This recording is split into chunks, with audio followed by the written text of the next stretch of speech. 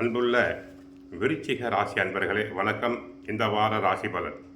ராசியில் புதன் சந்திரன், 4 ராகு, 5 சனி வக்கிரம். அடுத்து 9ஆம் இடத்தில் குரு வக்கரம் அடைந்து சாதகமாக இருக்கிறார்.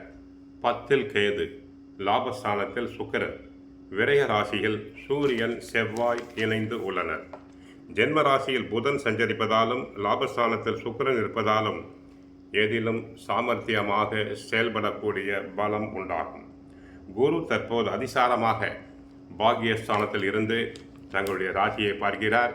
இதுவரை பட்ட கஷ்டங்கள் குறையும், பல செலவுகள் குறையும், வரவுகள் உண்டாகும், பிரச்சனைகள் அனைத்தும் குறையும், நல்ல முன்னேற்றம் ஏற்படும்.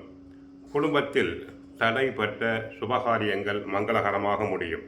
உங்கள் ராசிக்கு 4 ராகு இருப்பதாலும் 12 சூரியன் இருப்பதாலும் அலைச்சல் காரணமாக உடலில் அசதி சோர்வு வந்து விலகும். குடும்ப தொழில் வியாபாரத்தில் உங்கள் உழைப்புக்கான பலனை அடையக்கூடிய வாய்ப்புகள் உண்டு. ஏனென்றால் தற்சமயம் குரு பகவான் தங்கள் ராசியை பார்க்கிறார், தைரியஸ்தானத்தை பார்க்கிறார், 5ஆம் இடத்தையும் பார்க்கிறார். புத்திரஸ்தானத்தை பார்ப்பதால் பிள்ளைகள் நன்றாக இருப்பர். மறைமுக எதிர்ப்புகள் அனைத்தும் விலகி லாபத்தை ஈட்டுவீர். உத்தியோகத்தில் உள்ளவர்களுக்கு எதிலும் சுறுசுறுப்பாக செயல்படுவீர்கள். மாணவ மாணவியர்கள் நல்ல ஞாபக சக்தியுடன் படிப்பில் நன்றாக படிப்பர். போட்டித் தேர்வுகளில் வெற்றி பெறுவர். பரிசு பாராட்டுகளை பெறுவர். அதில் எந்த விதமான சந்தேகம் இல்லை. பெற்றோருக்கும் ஆசிரியர்களுக்கும் நல்ல பெயரை வாங்கி கொடுப்பர். இதுவரை ராசிக்கு 12 இருந்த செவ்வாய் 27ஆம் தேதி முதல் ராசியில் ஆட்சி பெறுகிறார். ராசிநாதன் 100% பலம் தங்களுக்கு கொடுக்கிறார். எடுத்த காரியங்கள் அனைத்தும் வெற்றி பெறும். தொட்டதெல்லாம் பொன்னாகும். சுக்கிரன் நீச்சம் பெறுவது பற்றி கவலைப்பட வேண்டாம். விரயங்கள் குறையும். வெளிநாட்டிலிருந்து நல்ல தகவல்கள் கிடைக்கலாம். வாடகை கட்டிடத்திலிருந்து சிலர் சொந்த கட்டிடத்துக்கு மாறலாம். அஷ்டமாதிபதி புதன் விரயத்தில் இருப்பதால் மறைமுகமான யோக பலன்கள் கிடைக்கும். இதை விபரீத ராஜயோகம் என்பர்.